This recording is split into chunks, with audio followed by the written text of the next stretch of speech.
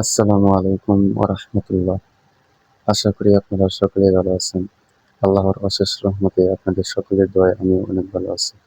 Health care tips চ্যানেলের পক্ষ থেকে আপনাদের সবাইকে স্বাগতম। আজকে আমাদের ভিডিওর মেইন টপিক হচ্ছে আহারে অরুচি বা ক্ষুধামন্দা। এই ভিডিওতে আমরা জানবো আহারে অরুচি কি কি কারণে হয় এবং এর লক্ষণগুলো কি কি। তো যারা এই ভিডিওটি দেখছেন তাদের কাছে একটা রিকোয়েস্ট, এখনো যারা চ্যানেলটি সাবস্ক্রাইব করেননি অবশ্যই চ্যানেলটি সাবস্ক্রাইব করে সাথে থাকা বেল আইকনটি অন করে দিন। আর ভিডিও ভালো লাগলে অবশ্যই শেয়ার করবেন। তো আমরা ভিডিওর মেইন টপিকে চলে যাচ্ছি, আপনারা অবশ্যই নোট করবেন।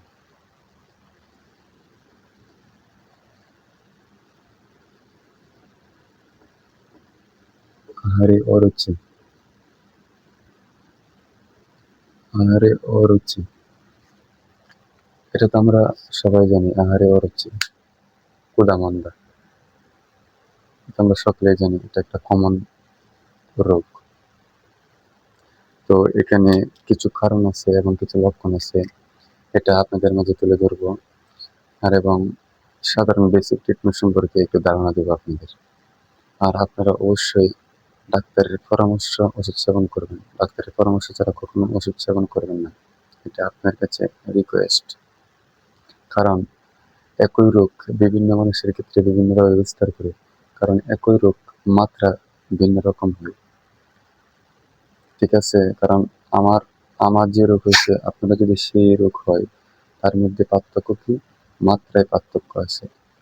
তো একই ওষুধ দুজনে কাজ নাও করতে পারে, দুজনের মধ্যে একই ওষুধ কাজ নাও করতে পারে। সেজন্য আপনারা নিজে নিজে কখনো ওষুধ সেবন করবেন না। ডাক্তারের পরামর্শ অনুযায়ী ডাক্তার যেভাবে পরামর্শ দিবে, যেভাবে বলবে আপনারা ঠিক সেভাবে ওষুধ সেবন করবেন। আমার কথা বুঝতে পেরেছেন তো? ধন্যবাদ। তো দেখেন, আহারে অরুচি কেন হয়?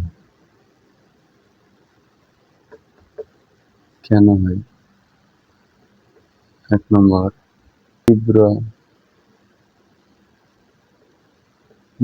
গ্যাস বা অ্যাসিডিটি, তীব্র গ্যাস বা অ্যাসিডিটি। ২ নম্বর, তীব্র কৃমি সংক্রমণ, কৃমির সংক্রমণ।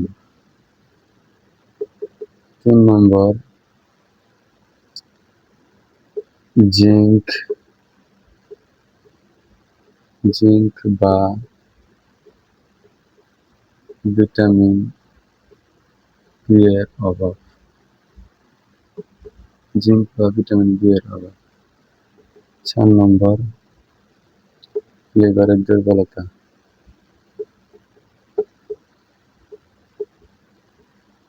লিভারের দুর্বলতা মূলত এই কারণেই আহারে অরুচি হয়। ৪টা কারণ: তীব্র গ্যাস বা অ্যাসিডিটি, ২ নম্বর তীব্র কৃমি সংক্রমণ, ৩ নম্বর জিঙ্ক বা ভিটামিন বি এর অভাব, ৪ নম্বর লিভারের দুর্বলতা। এই ৪টা কারণ, এই মেইন ৪টা কারণ। এখন আমরা দ্বিতীয় স্টেপে লক্ষণগুলো জানবো। এই রোগটা যে আমার হয়েছে, আমার যে আহারে অরুচি, এটা আসলে আমার হয়েছে কিনা এটা কিভাবে জানবো? প্রত্যেকটা রোগের আলাদা আলাদা লক্ষণ আছে। ঠিক আছে? এখন আমরা এই লক্ষণগুলো জানবো।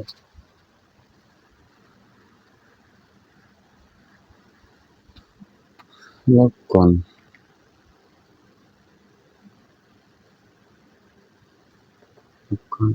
১ নম্বর, অল্প খাবারে অল্প খাবারে পেট ভরে যাওয়া, অল্প খাবারে পেট ভরে যাওয়া। ২ নম্বর, দীর্ঘ সময় পেট ভরা ভরা মনে হওয়া। ৩ নম্বর, মুখে দাতব স্বাদ। ৩টাই মূলত প্রধান লক্ষণ।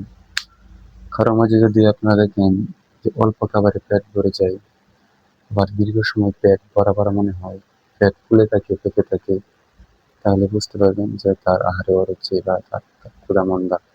মূলত এই দুইটাই মেন কারণ। তো এখন আমরা বেসিক ট্রিটমেন্ট সম্পর্কে আলোচনা করব। আপনারা অবশ্যই ডাক্তারের পরামর্শ ওষুধ সেবন করবেন।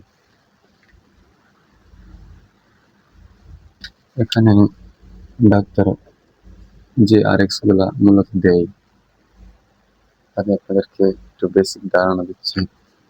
যেহেতু এখানে তীব্র কৃমির সংক্রমণ, তাই অবশ্যই এখানে ডাক্তার কৃমির ওষুধ দেবেন। কৃমির ওষুধ দিতে হবে, যেমন সোলাস 100 mg,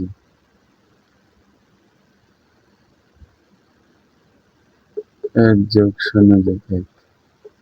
এটা ডাক্তার সাজেস্ট করবে কতদিন দেবে, বা শূন্য যোগ শূন্য যোগ এক। আমি কিন্তু আপনাদেরকে এখানে কোনো প্রেসক্রিপশন দিচ্ছি না, জাস্ট নমুনা হিসেবে বুঝিয়ে দিচ্ছি, ঠিক আছে? জাস্ট ধারণা দিচ্ছি। তারপর আছে এখানে তীব্র গ্যাস বা অ্যাসিডিটি। গ্যাস, তাই অবশ্যই গ্যাসের ট্যাবলেট দিতে হবে। তো এখানে আপনারা ডমপেরিডন দিতে পারেন।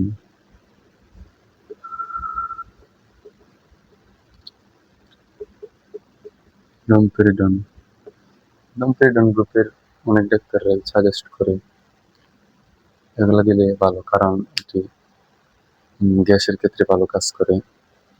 তো 3 নম্বরে কিন্তু আছে যে ভিটামিন, জিঙ্ক বা ভিটামিনের অভাব, মারাত্মক অভাব। তাহলে এখানে অবশ্যই একটা ভিটামিন, যেমন উদাহরণস্বরূপ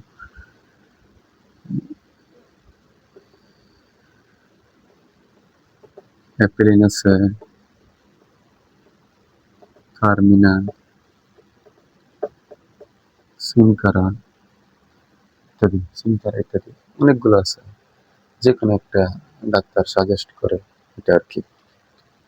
তো তারপর লাস্টে আপনার লিভারের দুর্বলতা।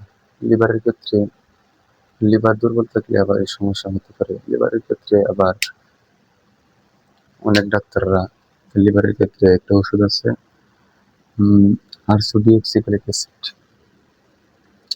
আরসোডিওক্সিক্লিক অ্যাসিড এটা ডাক্তাররা সবসময় দেয় না।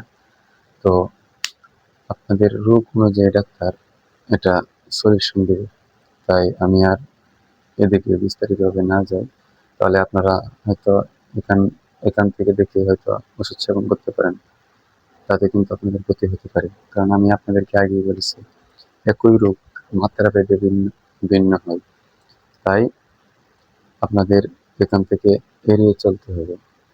নিজে নিজে কখনোই ওষুধ খাওয়ার চেষ্টা করবেন না, এটা আপনাদের কাছে রিকোয়েস্ট।